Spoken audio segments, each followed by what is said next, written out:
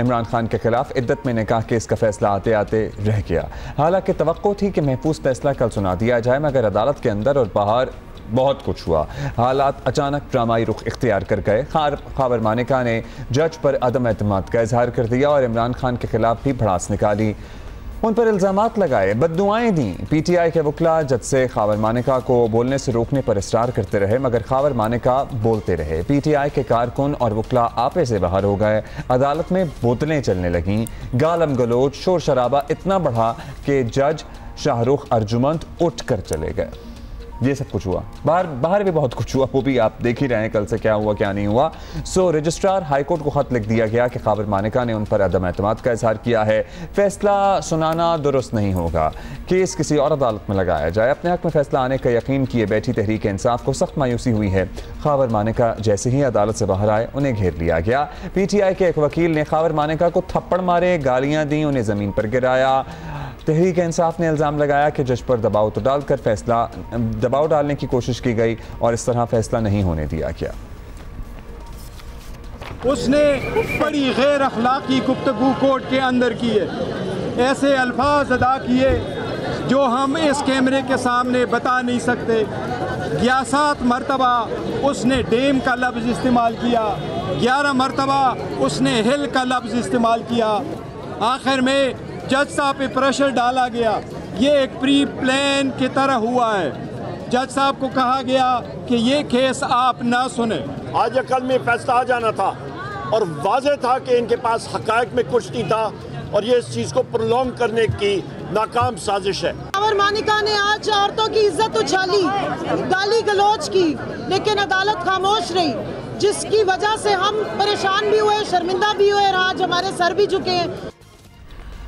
तहरीक इंसाफ का क्लियरली ख्याल था कि इद्दत में निकाह केस में बानी पीटीआई बरी हो गए तो आए रोज़ उनकी ज़ाती ज़िंदगी पर अदालतों में होने वाली बहस का रास्ता भी बंद हो जाएगा, मगर केस की दूसरी अदालत में मुंतकिल होने का मतलब है कि मामला अभी और तूल पकड़ेगा और ज़ाहिर है इमरान खान और उनकी जमात के लिए ये ख़ासी परेशानी की बात है। वैसे एक्चुअली ये किसी के लिए भी ख़ासी परेशानी की बात हो, क्योंकि ये केस केस तो पीछे रह गया। ये मार कुटाई, बोतलें, गालम गलोच, बदतमीज़ियाँ, यही सारा कुछ इम्पोर्टेंट हो गया और यही खबर बनी। फिर अरफा फिरोज़ जो इस मामले को कवर करते रहे हैं कल से आप इनकी रिपोर्टिंग देख रहे हैं, हमारे साथ दोबारा मौजूद हैं। बहुत शुक्रिया अरफा।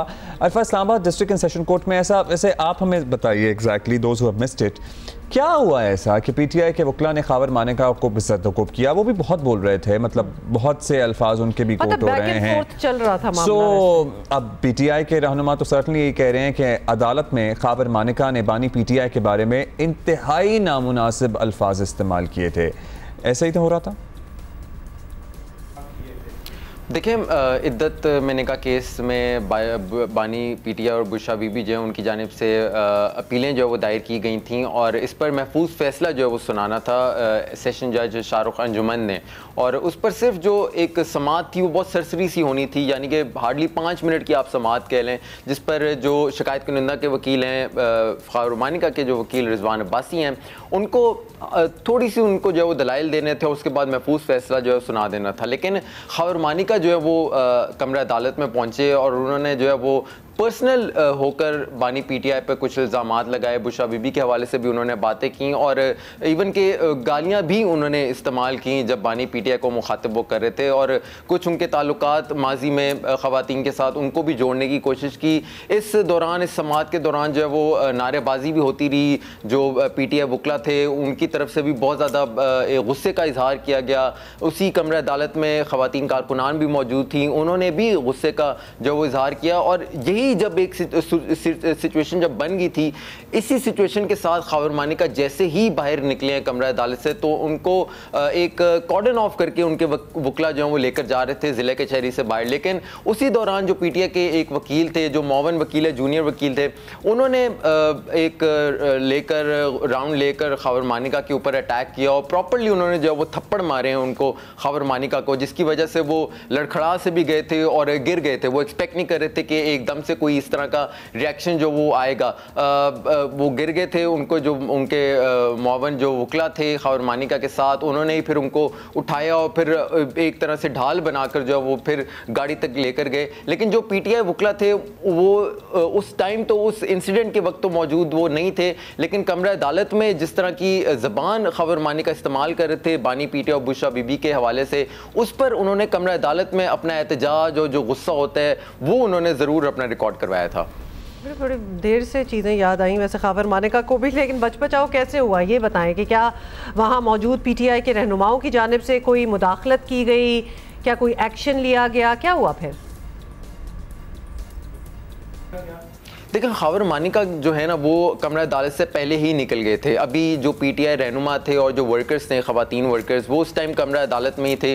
खबर मानिका ने जैसे ही अपनी जो बातचीत गुफ्तगू जो थी सेशन जज के साथ वो जैसे ही ख़त्म की तो वो कमरा अदालत से निकल गए थे। और उस टाइम सिर्फ वो जो वकील था, जो जूनियर वकील था, वो सिर्फ खबर मानिका के पीछे आया था, जबकि जो सारी उनकी क़यादत थी वो इस टाइम कमरा अदालत में ही थी। यानी कि जब इंसिडेंट जब पेश आया तो उस टाइम जो पीटीआई के रहनुमा, जो सीनियर रहनुमा थे, जिनमें शिबली फराज, गौर अली खान, उमर अयूब, नईम पंजोथा, ये तमाम जो उस टाइम कमरा अदालत में थे, वो उस इंसिडेंट यानी कि वक़ुआ की जगह पर मौजूद नहीं थे। तो उन पर ये कहना कि उन्होंने रोका नहीं या उन्होंने कोई हिदायत दी थी, इस तरह की जो वो कोई बात नहीं थी। वो वकील वो ही खुद आया था, उसी ने ही हमला किया और फिर वो एक तरह से भाग गया था और फिर कमरा अदालत में ही जाकर छुप गया था। मुझे थोड़ी सी हैरानी ये ज़रूर हुई कि कचहरी में अमूमन जो इस्लामाबाद पुलिस की नफरी है वो काफ़ी ज़्यादा होती है, क्योंकि वहाँ मर्डर के केसेस भी होते हैं, अगवा के केसेस भी होते हैं और इस तरह के क्रिमिनल किस्म के केसेस जो वो होते हैं।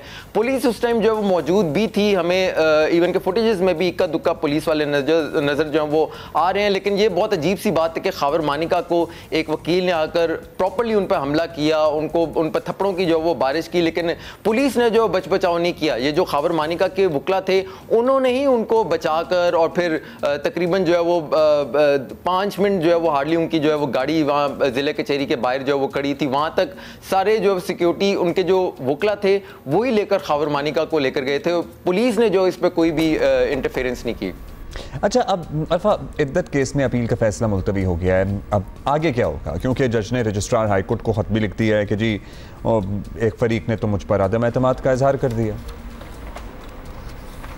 देखिए, सेशन जज शाहरुख अंजुमन ने जो है वो दोनों तरफ से जो है वो दलाइल सुने थे और ये एक्चुअली खबर मानिका की जो एंट्री थी आखिरी समात में ये एक्सपेक्टेड नहीं थी। और ये जो दूसरी बार अदम एतमाद का इजहार जो किया गया खबर मानिका पे, खबर मानिका की जानिब से जज पर, उस पर जज ने जो है वो लेटर लिख दिया है इस्लामाबाद हाई कोर्ट के रजिस्ट्रार को और उन पर उन्होंने ये कहा है, उन्होंने ये रिक्वेस्ट की है कि मुझ पर जो है वो दूसरी बार ये अदम एतमाद का इजहार किया गया है। तो इस जो माहौल जो बन गया है, जो अदम एतमाद का दूसरी बार मुसलसल इजहार किया गया है, इस पर फैसला सुनाना जो है वो थोड़ा सा कंट्रोवर्शियल हो जाएगा। इवन कि उनके रिमार्क्स भी जब वो अपनी कुर्सी से उठकर चेंबर में गए थे तो उन्होंने यही स्टेटमेंट दी थी कि अब फैसला सुनाना जो है वो थोड़ा मुतनाज़े हो जाएगा। तो उन्होंने लेटर में भी जो है वो यही लिखा है, उन्होंने ये कहा है कि अगर आप समझते हैं तो केस को जो वो ट्रांसफ़र कर सकते हैं। ये उन्होंने अब बॉल जो है वो एक्चुअली इस्लामाबाद हाई कोर्ट की जो वो कोर्ट में डाल दी गई है और इस्लामाबाद हाई कोर्ट अब फैसला करेगा कि क्या